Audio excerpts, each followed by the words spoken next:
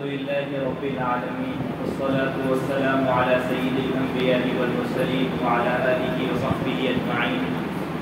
أما بعد فأعوذ بالله من الشيطان الرجيم. بسم الله الرحمن الرحيم.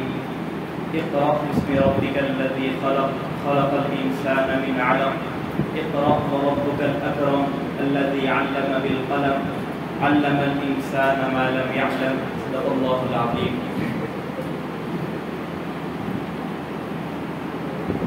طلبہ عزیز، نبی کریم صلی اللہ علیہ وسلم کی بعثت سے قبل عربوں کا حال نہایت ہی برا تھا. ہر قسم کی برائی ان میں عام تھی. بت پرستی میں مبتلا تھے اور اس میں اس حد تک آگے بڑھ گئے تھے کہ راستے میں چلتے ہوئے اگر انہیں کوئی خوبصورت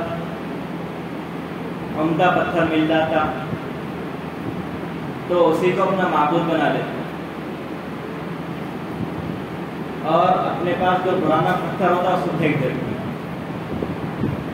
ایک معبود کو پھینک دیتے اور دوسرے معبود کو وہ بنا لیتے. زناکاری فخر کا باعث تھی. قتل غارت گیری ان کی عادت تھی. لوٹ مار، سود خوری، سٹہ بازی، یہ سارے ان کے کمائی کا ذریعہ تھا. عورتوں کی کوئی عزت نہیں تھی. بیٹی ہوتی تو اس کو زندہ دفن کر دیا کرتے تھے. بیوی ہوتی تو اس کی وفاداری کی علامت یہ تھی کہ جب شوہر کا انتقال ہو تو ساتھ میں وہ بھی شوہر کے ساتھ دفن ہو جائے، اور اگر زندہ دفن نہ ہو تو کم از کم اس کو میراث سمجھا جاتا تھا. اور جس طرح میت کے دیگر سامانوں کی تقسیم ہوتی تھی اسی طرح اس عورت کی بھی تقسیم ہوتی تھی، اور جس وارث کے حصے میں آتا تھا وہ اس کو اپنی باندھی بنا لیتا تھا. خلاصہ یہ کہ بدی کا زور تھا، اچھائی اور بھلائی اس کا نام و نشان تک نہیں تھا. ایسے ماحول میں اللہ تبارک و تعالیٰ نے نبی کریم صلی اللہ علیہ وسلم کو مبعوث فرمایا اور عربوں کی جانب نبی بنا کر بھیجا. جب غار حرا میں پہلی وحی اتری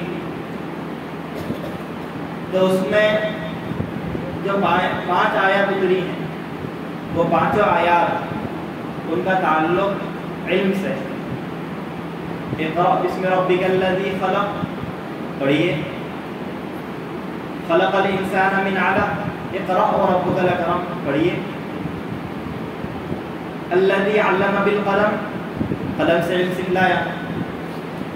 علم الانسان ما لم یعلم انسان کو وہ باتیں سکھلائی جن کو وہ جانتا نہیں تھا. تو بس 5 آیات میں پڑھنے کا اور علم کا ہی ذکر ہے. حالانکہ اس وقت جو ماحول اور معاشرہ تھا جس کو ابھی آپ اوپر سنے ہیں اس کا تقاضا یہ تھا کہ جو برائیاں ان میں پھیلی ہوئی تھیں ان برائیوں کا ذکر کیا جاتا، ان کا رد کیا جاتا، ان پر تنبیہ کی جاتی اور ان کے متعلق ہدایت دی جاتی.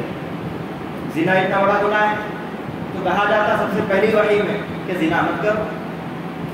سود خوری اتنا بڑا گناہ ہے کہ سود کھانے والے کے لیے جنگ کا اعلان فَأَذَنُوا بِحَرْبٍ مِّنَ اللَّهِ وَرَسُولِهِ.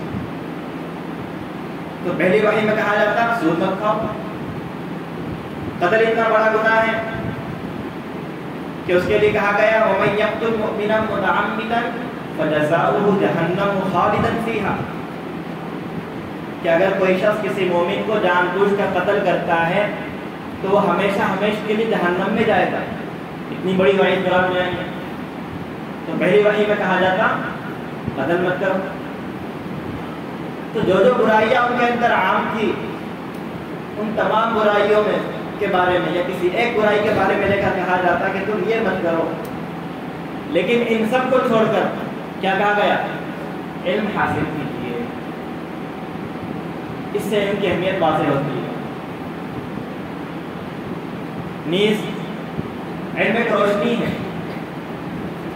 علم کا چراغ جہاں جلے گا اور اس کی روشنی جہاں پھیلے گی وہاں سے جہالت ختم ہوگی, جہالت کے اندھیرے ختم ہوں گے. جتنی بھی برائیاں ہیں وہ ساری برائیاں جہالت کی وجہ سے پیدا ہوتی ہیں. اگر انسان کے اندر علم صحیح آ جائے, علم نافع آ جائے تو تمام برائیوں سے رک جاتا ہے.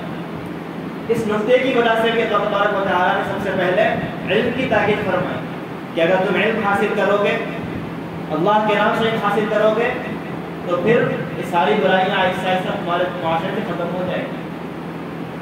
اور تاریخ بھی گواہ ہے کہ جب صحابہ نے علم حاصل کیا, نبی کریم صلی اللہ علیہ وسلم کی صحبت حاصل کی اور حدیثیں سیکھی, قرآن سیکھا, تو اس کے بعد آپ کوئی برائی نہیں بتا سکتے ان کے اندر کہ ان کے اندر یہ برائی پائی جاتی.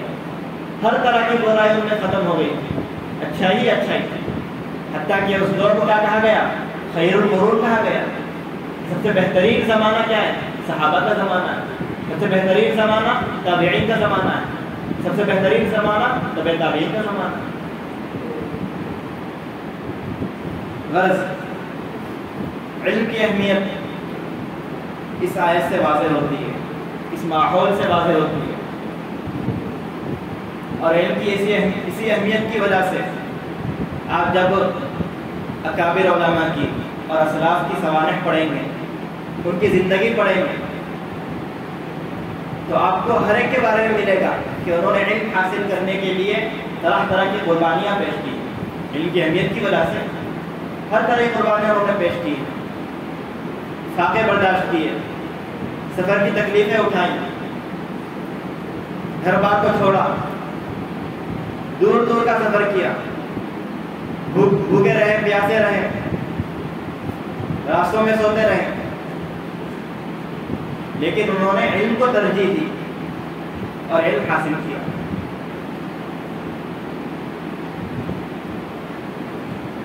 سب سے پہلے ہم آتے ہیں حضرت آدم علیہ السلام سے.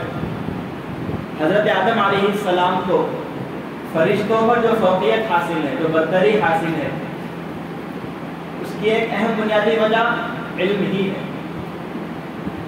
کیوں؟ اس لیے کہ قرآن میں آتا ہے کہ جب اللہ تبارک و تعالیٰ نے حضرت آدم علیہ السلام کی تخلیق کا ارادہ فرمایا تو فرشتوں کے ذہن میں خیال آیا, انہوں نے عرض بھی کیا اللہ تعالیٰ کے سامنے کہ آپ ایسی مخلوق کو پیدا کر رہے ہیں اور زمین کے اندر ایسی مخلوق کو خلیفہ بنا رہے ہیں جو زمین میں جا کر فساد مچائے گی اور خون ریزی کرے گی. یفسد فیہا ویسفک الدماء, کہ فسادی مچائے گی اور خون ریزی بھی کرے گی. تو اس موقع پر اللہ نے صرف اتنا کہا انی اعلم ما لا تعلمون. پھر آگے چل کر اللہ تبارک و تعالیٰ نے حضرت آدم کو پیدا فرمایا. پیدا کرنے کے بعد چیزوں کے نام, کس چیز کا کیا نام ہے, یہ نام سارے نام سکھلا دیے کس کو؟ حضرت آدم کو. پھر حضرت آدم کو بلایا, فرشتوں کو بلایا, امتحان لیا سب کا. فرشتوں سے پوچھا اس چیز کا کیا نام ہے, اس چیز کا کیا نام ہے, اس کو کیا کہتے ہیں, اس کو کیا کہتے ہیں. فرشتے جواب نہیں دے سکے, فرشتوں کا علم نہیں تھا, لیکن حضرت آدم کا علم تھا, انہوں نے جواب دے دیا. جب فرشتوں نے دیکھا کہ حضرت آدم علیہ السلام نے ساری چیزوں کے جواب دے دیے ہیں اور ان کے اندر علم کا کمال ہے ان کے اندر, تو فرشتے نادم ہوئے, شرمندہ ہوئے کہ ہم نے جو خیال قائم کیا تھا شروع میں کہ وہ فساد مچائے گی, خون ریزی کرے گی, ایسا بالکل بھی نہیں. سبحانک, کیا کہا انہوں نے؟ آگے آیا تھا اس میں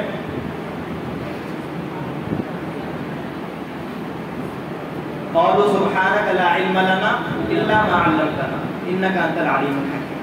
نادم ہوئے اس کے اوپر, اور بالآخر انہوں نے کیا کیا؟ اللہ کے حکم سے سجدہ بھی کیا.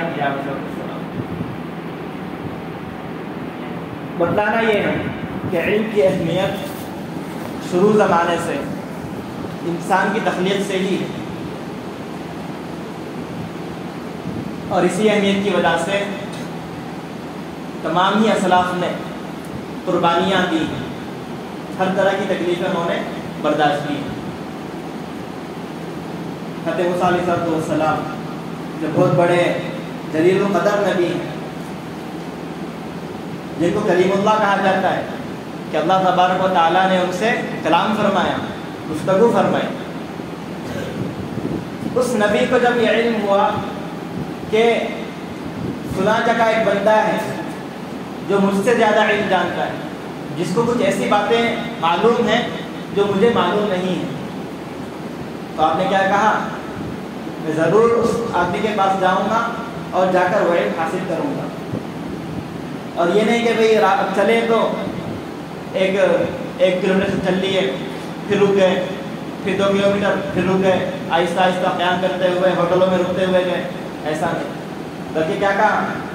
مسلسل چلتا رہوں گا، مسلسل میں چلتا رہوں گا۔ وَإِذْ قَالَ مُوسَىٰ لِفَتَاهُ لَا أَبْرَحُ، میں نہیں ٹھہروں گا حَتَّىٰ أَبْلُغَ مَجْمَعَ الْبَحْرَيْنِ أَوْ أَمْضِيَ حُقُبًا، کہ جب تک میں اس جگہ تک نہیں پہنچ جاؤں جہاں اس شخص کا قیام ہے، تب تک میں چلتا ہی رہوں گا، اگرچہ مجھے سالہ سال ہزاروں سال میں چلنا پڑے، میں چلتا ہی رہوں گا اور وہاں تک پہنچ کر اس شخص سے علم حاصل کروں گا۔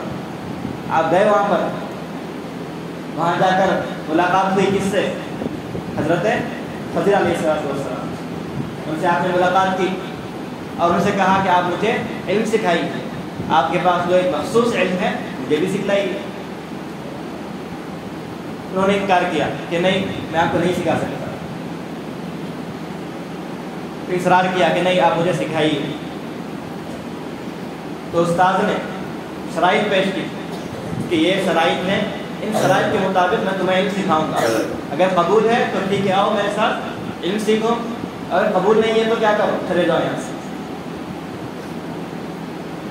تو اس جلیل القدر نبی نے یہ نہیں کہ بھائی اس میں میری توہین ہے، میں اتنا بڑا نبی ہوں، یہ شرط لگا رہا میرے سے، ایسا کچھ بھی نہیں، ساری شرائط کو قبول کیا اور ان کے ساتھ رہے اور علم حاصل کرنے کی کوشش کی۔ اتنا لمبا سفر برداشت کیا ہوگا۔ اسی طرح صحابہ کا بھی حال تھا۔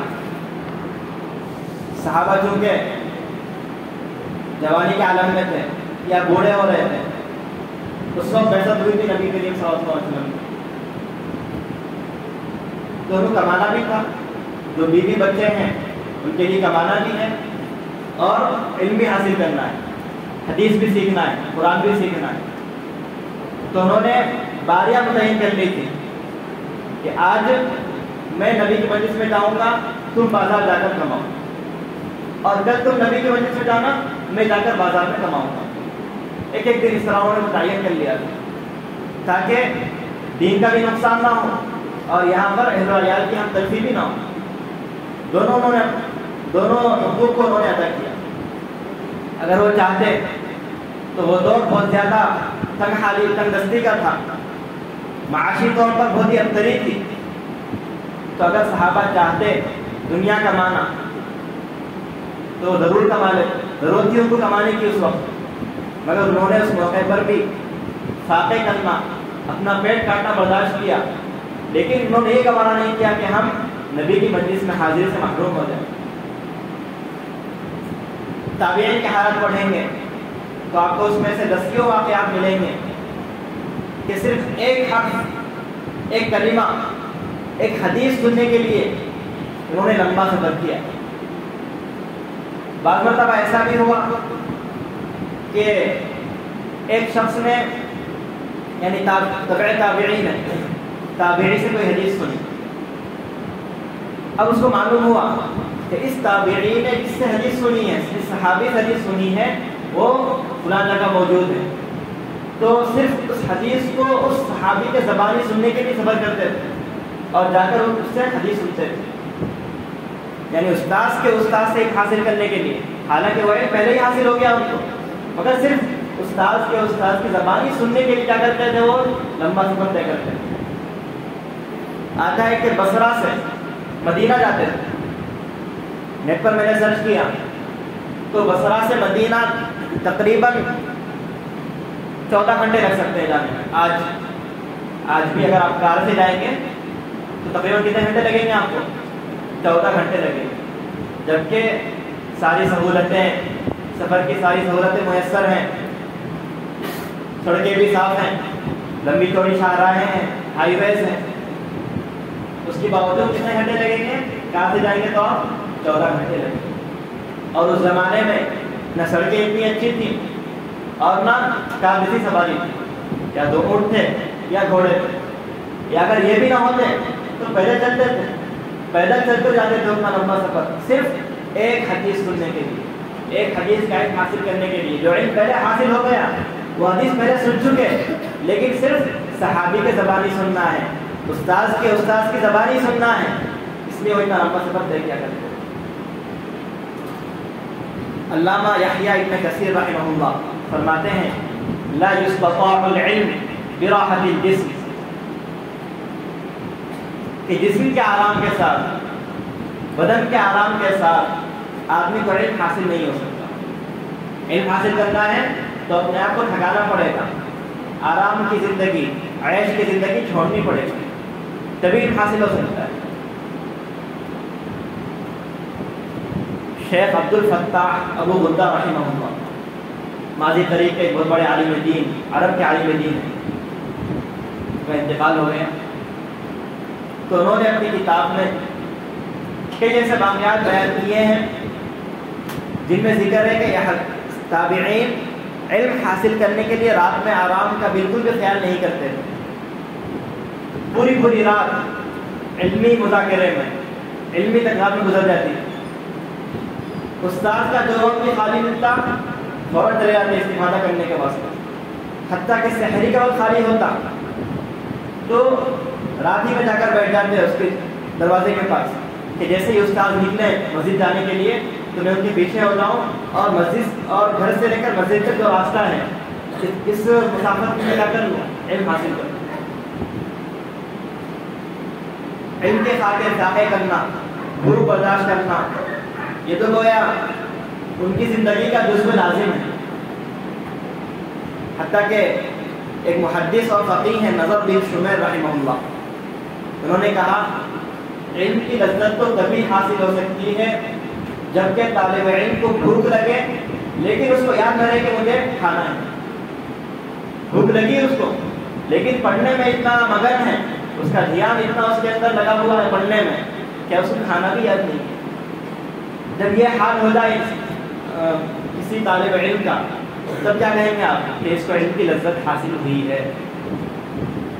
آپ کے پاس پیاس لگ جاتی ہے فوراً احساس ہو جاتا ہے، تھوڑی سی پیاس لگے گی احساس ہو جائے گا، تھوڑی سی بھوک لگے گی احساس ہو جائے گا. لیکن یہاں کیا ہے کہ علم کی لذت حاصل نہیں ہوگی.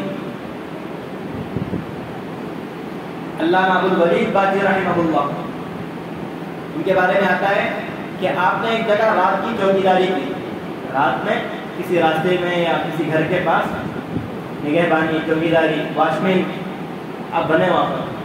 کیوں؟ ایک مقصد تو یہ تھا کہ واچ مینی کی وجہ سے جو پیسے حاصل ہوں گے اس کے ذریعے میں اپنا پیٹ سنبھالوں. دوسرا یہ کہ واچ مین بننے کی وجہ سے ان کو روشنی مل جاتی تھی، شراب مل جاتا تھا تو اس شراب میں گراس پڑتے تھے. تو ان دونوں مقاصد کے لیے ایک تو مجھے شراب مل جائے، وہ لوگ شراب لگائیں گے میں اس کی روشنی پڑھ لوں گا، میں پوری رات پڑھتے تھے اس کے اندر. دوسرا مقصد کہ کمانا بھی ہے، کچھ کھانا بھی ہے تو اس کے پیسے بھی مل جائیں گے، اس لیے وہ چوکیداری کرتے تھے. شیخ ابراہیم نظام رحمہ اللہ یہ اپنے حالات بیان کرتے ہوئے فرماتے ہیں کہ ایک مرتبہ بھوک اتنی سخت لگی کہ میرے پاس کھانے کی کوئی چیز نہیں تھی تو میں نے مٹی کھائی. کیا کھا لی میں نے؟ مٹی کھائی. بلکہ ایک بار فاقے چل رہے تھے، کھانا پاس نہیں تھا، معلوم ہوا کہ پڑوسی کے گھر میں کھانا آیا ہے لیکن اس کو خریدنے کے لیے پیسے نہیں ہیں. تو آپ نے کیا کیا؟ اپنا ایک کرتا بیچ کر اس پڑوسی کو کرتا دیا اور اس کے بدلے میں کھانا حاصل کیا. حالانکہ آپ کے پاس صرف وہی ایک کرتا اور اس کے علاوہ ایک جبہ تھا، بس دو ہی جوڑے آپ کے پاس تھے، ایک جبہ اور ایک کرتا. لیکن بھوک اتنی شدت تھی اتنی سخت تھی کہ اس کتے کو بیچا، کھانا حاصل کیا۔ ایسی تنگدستی کے زمانے میں انہوں نے علم حاصل کیا ہے، تب آگے جا کر وہ بہت بڑے محدث، فقیہ، مفسر بنے، اور ہم آج ان کا نام لینا بھی فخر سمجھتے ہیں۔ شیخ عبد القادر جیلانی رحمہ اللہ تعالیٰ، کون نہ واقف ہے ان سے؟ جاہل بھی نہ واقف، جاہل بھی ان سے واقف ہے۔ جس کو آپ جاہل سمجھتے ہیں وہ بھی رسومات کی وجہ سے ان کا نام جانتا ہے، ان کی شخصیت سے واقف ہے۔ خالی ہم سنے کہ وہ بہت بڑے اللہ والے تھے، ولی تھے، یہ تھے، وہ تھے، لیکن اس کے پیچھے ان کی کتنی محنتی تھی، کتنی ان کی قربانیاں تھی، وہ ہمارے نظروں سے اوجھل ہے۔ آپ کے بارے میں آتا ہے کہ جب آپ علم حاصل کرنے کے لیے وطن سے دور گئے اور ساتھ میں جو خرچہ دیا تھا والدہ نے وہ ختم ہو گیا، تو آپ پر ایسے بھی حالات آئے کہ نہر کے کنارے، دریا کے کنارے جو کانٹے پڑے ہوئے رہتے ہیں، پھلدار وہ جو پھل نہیں کھائے جاتے وہ پھل پڑے ہوئے رہتے ہیں نہر کے کنارے، یا یہ کہ سبزیوں کے چھلکے، سبزیاں نہیں، سبزیوں کے چھلکے، پتے، زائد پتے جو پھینک دیے جاتے ہیں، وہ جا کر کیا کرتے تھے؟ آپ اس کو اٹھاتے تھے اور جا کر کھاتے تھے، اسی کو لے کر کھاتے تھے۔ اور چونکہ صرف آپ اکیلے نہیں تھے بلکہ اس علاقے میں کئی فقیر تھے، اور سب کا کیا کام تھا کہ وہی وہاں پر جائیں، دریا کے کنارے جائیں اور جا کر اس پتے کو اٹھا لیں اور کھا لیں۔ تو ایک مرتبہ آپ کو بھوک لگی تو آپ گئے اور جا کر وہاں دیکھا کچھ پتے ہوں گے تو میں کھا لوں گا اس کو، لیکن وہاں پر پتے بھی نہیں تھے، سب صاف۔ پھر آپ کیا کیے؟ بازار آئے کہ بازار میں کچھ ملے گا تو میں اس کو کھا لوں گا، پڑا ہوا، گرا پڑا ہوا، مگر وہاں بھی نہیں تھا۔ اب اتنی سخت بھوک لگ گئی اور چلتے چلتے اتنے آپ کمزور ہو گئے کہ اب چلنا بھی ممکن نہیں تھا۔ قریب میں ایک مسجد تھی، مسجد گئے اور وہاں جا کر آپ دیوار سے ٹیک لگا کر بیٹھ گئے اور محسوس کر رہے تھے آپ کہ چند لمحات میں کیا ہو جائے گی، میری جان نکل جائے گی، بس کچھ ہی منٹوں میں کیا ہو جائے گی، میری جان نکل جائے گی۔ اتنے میں ایک نوجوان آیا اور اس کے ہاتھ میں کھانا تھا، کھانے میں کیا تھا؟ بھنا ہوا گوشت اور روٹی، چند روٹیاں تھیں اور بھنا ہوا گوشت تھا۔ وہ آیا اور ایک کونے میں بیٹھ کر کھانے لگا۔ تو بھوک چونکہ بہت زیادہ سخت تھی شیخ جیلانی کی، تو جب وہ نوجوان روٹی توڑ کر اس میں گوشت لگا کر اپنے لقمہ اٹھاتا تھا تو ساتھ میں آپ کو منہ بھی کھل جاتا تھا۔ کھا تو رہا ہے کون؟ وہ نوجوان، لیکن بھوک کی شدت کی وجہ سے آپ کا منہ بھی کھل جاتا تھا، گویا میرے پیٹ میں جاتا ہے۔ لیکن آپ خوددار تھے، غیرت مند تھے، اس کو گوارا نہیں کر سکتے تھے، تو آپ نے کیا کیا؟ دوسری طرف رخ کر لیا کہ دیکھو بھی نہیں، منہ بھی نہ کھلے میرا۔ کچھ دیر کے بعد اس نوجوان نے آپ کو آواز دی اور دسترخوان پر آنے کے لیے کہا۔ آپ نے انکار کیا کہ نہیں آپ کھائیے، میں نہیں کھاؤں گا، اور سب اصرار کیا اس نے کہ نہیں آئیے، آپ تشریف لائیے۔ تو آپ گئے، لیکن تھوڑا تھوڑا کھانے لگے، یہ نہیں کہ بلایا تو بس شروع ہی ہو گئے، تھوڑا تھوڑا کھانے لگے۔ اب بات چیت ہوئی، تعارف ہوا، تو اس نوجوان نے پوچھا کہ آپ جیلان کے عبد القادر کو جانتے ہیں؟ تو انہوں نے کہا ہاں میں ہی ہوں عبد القادر، جیلان کا عبد القادر میں ہی ہوں۔ تو کہا اچھا آپ ہیں؟ ارے یہ تو آپ ہی کا کھانا ہے، یہ تو آپ ہی کا کھانا ہے، آپ کھائیے، میں میزبان نہیں بلکہ آپ میزبان ہیں، میں مہمان ہوں۔ اب تعجب ہوا شیخ جیلانی کو، کیسا کیسا ہو سکتا ہے؟ کھانا یہ لے کر آیا باہر سے اور کہہ رہا ہے کہ میں میزبان ہوں، وہ مہمان ہے۔ پوچھا اس سے اصل واقعہ کیا ہے؟ تو اس نوجوان نے بتایا کہ جب میں جیلان سے نکلنے لگا تھا تو آپ کی والدہ سے ملاقات ہوئی تھی اور والدہ نے آپ کے لیے پیسے کچھ دیے تھے مجھے کہ میں آپ کو دے دوں۔ میں یہاں آیا اور آ کر آپ کو بہت ڈھونڈا، تلاش کیا، لیکن آپ نہیں ملے، اور اتنے دن تلاش کرنے کی وجہ سے میرے پاس جو میرے پیسے تھے، ذاتی پیسے، وہ سارے ختم ہو گئے۔ تو میں نے اب کھانے کے لیے، بھوک مٹانے کے لیے آپ کے پیسے استعمال کر لیے، اور انہیں پیسوں سے کیا کیا ہوں میں یہ کھانا لایا ہوں۔ تو اس لحاظ سے کیا ہوا ہے، آپ میزبان ہوئے، میں مہمان ہوا۔ اس کے بعد شیخ جیلانی وہ پیسے لیے ان سے اور کھانا انہیں کو دے دیا کہ آپ ہی کھائیے، نوجوان کو دے دیا کہ آپ ہی کھا لیجیے، اور کچھ پیسے بھی دے دیے تاکہ وہ واپس جا سکیں اپنے گاؤں میں۔ تو یہاں اس واقعے سے آپ سبق لیجیے کہ اتنا بڑا ولی جو آگے چل کر بنائے، اس کے بارے میں آتا ہے کہ جس کا پاؤں تمام اولیاء کی گردن پر ہے، جس کا پاؤں تمام اولیاء کی گردن پر ہے، جس کے بارے میں آتا ہے اس بڑے پائے کا ولی، اس کا حال کیا تھا؟ طالب علم زمانے میں فاقے برداشت کرتے تھے، سبزیوں کے پتے کھاتے تھے، سبزیاں نہیں کھاتے تھے، سبزیوں کے پتے کھاتے تھے، بازار میں جو کھانے پھینک دیے جاتے تھے ان کو اٹھا کر کھاتے تھے۔ اتنی مشقتوں سے انہوں نے حاصل کیا ہے۔ علامہ ابن جوزی رحمہ اللہ، ان کے بارے میں آتا ہے کہ آپ اپنے ساتھ سوکھی روٹیاں رکھ لیتے تھے، سوکھی روٹیاں جو سوکھ جاتی ہیں اور ایک دم کڑک ہو جاتی ہیں، اس کو رکھ لیتے تھے۔ اب جب کھانا ہوتا ان کو بھوک لگتی تو نہر کے پاس چلے جاتے، کیوں؟ اس لیے کہ بغیر پانی کے ان روٹیوں کو کھا نہیں سکتا، اتنی کڑک تھی کہ ان روٹیوں کو نگلنا بغیر پانی کے مشکل تھا۔ تو اب نہر کے پاس جاتے ہیں، وہاں جا کر پانی کے ساتھ اس کو نگل لیتے، کچھ پیٹ بھر جاتا، پھر جاتے ہیں مزید حاصل کرتے۔ اور اسی شوق و محنت کا نتیجہ تھا کہ آپ اپنے زمانے کے بہت بڑے محدث کہتے ہیں، اپنے زمانے کے سب سے بڑے محدث آتے ہیں۔ شیخ ابن خراش رحمہ اللہ فرماتے ہیں کہ مجھے طالب علمی کے زمانے میں 5 مرتبہ اپنا پیشاب پینا پڑا، اس لیے کہ چلنا پڑتا تھا، یہاں سے لے کر سفر کرنا پڑتا تھا دور دور کا، اور پورا راستہ کیا ہے؟ چٹیل ہے، چٹیل میدان ہے جہاں چشمہ نہیں، کنواں نہیں۔ اب ایسی بری حالت ہو جاتی تھی کہ پیاس مٹانے کے لیے اپنا پیشاب پینا پڑتا تھا۔ اور یہ کوئی خیالی واقعہ نہیں ہے، حقیقت ہے۔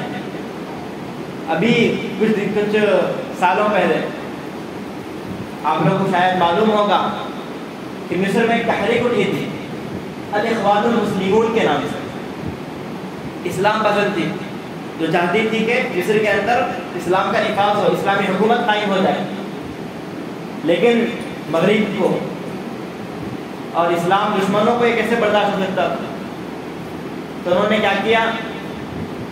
جو صدر تھے محمد مرسی رحمہ اللہ تعالی، اسلامی صدر، ان کو معزول کیا، پھانسی دی ان کو، اور اس تحریک کے الاخوان المسلمون کے جو بھی بڑے بڑے لوگ تھے، ایک تو اس تحریک پر پابندی لگا دی اور ان بڑے لوگوں کو گرفتار کر کے جیل میں ڈال دیا، اور جیل میں اتنی بری حالت میں رکھا کہ اس جیل سے بعد میں چھوٹنے والے جو ہیں، ایک ہے شیخ احمد رائف، وہ کہتے ہیں کہ مجھے ایک رات مجھے اپنا پیشاب پینا پڑا، اتنی بری حالت تھی وہاں پر، کھانے کو کچھ دیتے نہیں تھے، پینے کو کچھ دیتے نہیں تھے، تو مجھے کیا کرنا پڑا؟ اس رات اپنا پیشاب پینا پڑا۔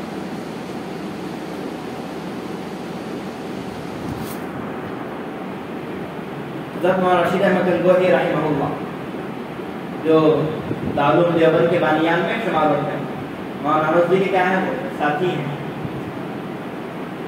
ان کے بارے میں آتا ہے، ابھی دو صدی پہلے کے، 1 یا 2 صدی پہلے کے، ان کا بھی یہی حال تھا جو شیخ جیلانی کا تھا کہ جب بھوک لگتی تو بازار طرف نکل جاتے اور سبزی بیچنے والوں کی دکان سے سبزی کے جو پتے گرے رہتے ان کو اٹھا کر لاتے، دھو کر پکا لیتے، پھر ان کے لڈو یعنی گول گول اس کو بنا لیتے، تیار کر لیتے، لڈو تیار کر لیتے اور ایک ایک کھاتے رہتے۔ یہ ان کا کھانا تھا۔ اس طرح انہوں نے کیا کیا؟ علم حاصل کیا، اور آگے چل کر ان کا کیا مقام بنا کہ وہ کہا جاتا ہے امام ربانی کہا جاتا ہے۔ کیا کہا جاتا ہے؟ امام ربانی، فقیہ النفس کہا جاتا ہے۔ فقیہ النفس کا مطلب ہوتا ہے کہ جو جس سے آپ سے کوئی مسئلہ پوچھیں، کوئی شرعی مسئلہ، تو وہ ہمیشہ صحیح مسئلہ ہوتا ہے، اس کو کیا کہتے ہیں؟ فقیہ النفس۔ بہت بڑا مقام ہے فقیہ النفس کا، وہ آپ کو حاصل ہوا۔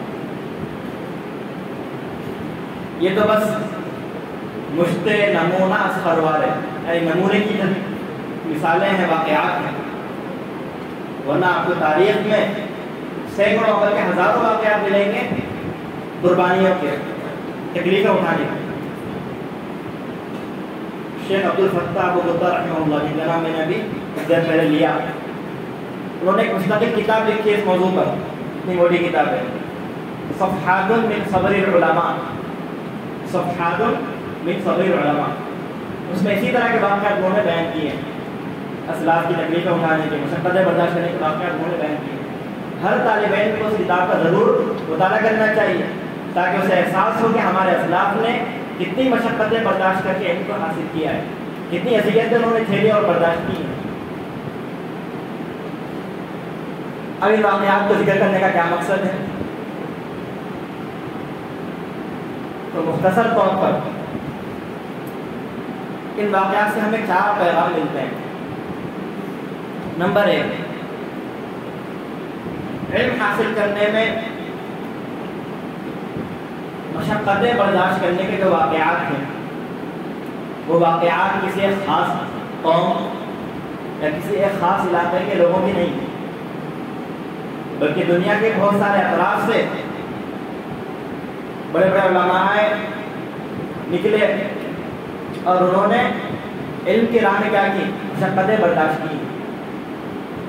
تو اس سے معلوم ہوتا ہے کہ علم پر کسی کی اجارہ داری نہیں ہے، کوئی علم کا ٹھیکیدار نہیں ہے کہ بس فلاں قوم کو علم ملے گا، فلاں علاقے والوں کو علم ملے گا، ایسا نہیں۔ علم رنگت کی بنیاد پر، قومیت کی بنیاد پر یا کسی خاص علاقے کی شہریت کی بنیاد پر نہیں ملتا، بلکہ علم ملتا ہے محنت کرنے سے۔ جو بھی محنت کرے گا، چاہے وہ حبشی ہو، چاہے عجمی ہو، چاہے عربی ہو، چاہے ہندوستانی ہو، سوڈانی ہو، بنگالی ہو، جو بھی ہو، کتنا ہی نیچ یعنی دنیا والوں کی نظر میں کتنا ہی نیچ کیوں نہ ہو، لیکن جب وہ محنت کر کے علم حاصل کرے گا تو یقیناً اس کو علم حاصل ہوگا اور وہ ایک بڑا مرتبہ حاصل کرے گا۔ بلکہ ہارون رشید مروان کے زمانے میں، مروان کے رحمہ اللہ، ان کے زمانے میں عبد الملک میں کوئی ہے، نام سے یاد نہیں ہے، عبد الملک بن مروان، تو ان کے زمانے میں واقعہ ایسا پیش آیا تھا کہ جو اسلامی علاقے تھے، اسلامی ممالک تھے، ہر ملک میں، ہر علاقے میں سب سے بڑا فقیہ جو مانا جاتا تھا، سب سے بڑا عالم جو مانا جاتا تھا، وہ سارے کے سارے علماء کیا تھے؟ غلام تھے۔ پہلے غلام رہ چکے تھے وہ سارے کے سارے علماء، لیکن انہوں نے علم حاصل کیا، مشقتیں برداشت کی، تکلیفیں جھیلی، تو آگے چل کر وہ سب سے بڑے عالم کہلائے۔ کوئی عالم نہیں اس کے اندر، سارے کے سارے کون ہیں؟ موالی، یعنی جن کو عجم سے لایا گیا اور پھر آزاد کیا گیا۔ تو ایک سبق، ایک پیغام یہ ملتا ہے کہ علم محنت کرنے والوں کو ملتا ہے، علم محنت کرنے والوں کو حاصل ہوتا ہے۔ دوسرا پیغام، دنیا کا دستور ہے کہ ابتدا میں تکلیفیں برداشت کرنی پڑتی ہیں، پھر اس کے بعد آگے چل کر حالات درست ہوتے ہیں اور مستقبل روشن ہوتا ہے۔ عربی میں کہا جاتا ہے من کانت بدایتہ محرقہ، من کانت بدایتہ محرقہ کانت نہایتہ مشرقہ، کہ جس شخص کی ابتدا جلانے والی ہے، یعنی جو ابتدا میں اپنے آپ کو جلا دے، اپنے آپ کو فنا کر دے، مقصد کیا؟ حسن کے واسطے، تو آگے چل کر اس کی انتہا کیا ہوگی؟ مشرقہ، روشن ہوگی۔ تو ابتدا میں جلنا پڑے گا، ابتدا میں جلنا پڑے گا، تب آگے چل کر کیا ہوں گے؟ آپ سے روشنی پھیلے گی۔ چراغ پہلے جلتا ہے، پھر کیا ہوتی ہے؟ اس سے روشنی پھیلتی ہے۔ تو پہلے آپ کو مشقتیں برداشت کرنی پڑے گی، محنت کرنی پڑے گی، تب آگے چل کر آپ کو اعلیٰ مقام حاصل ہوگا۔ تیسرا پیغام، ان حالات کو پڑھ کر اپنے اندر شکر کا جذبہ پیدا کرنا چاہیے کہ ان اسلاف جو ہمارے اکابر بزرگ وغیرہ گزرے ہیں، انہوں نے ایسی ایسی مشقتیں برداشت کی ہیں، اللہ کا شکر ہے کہ اللہ نے ہمیں اس حالت میں نہیں رکھا۔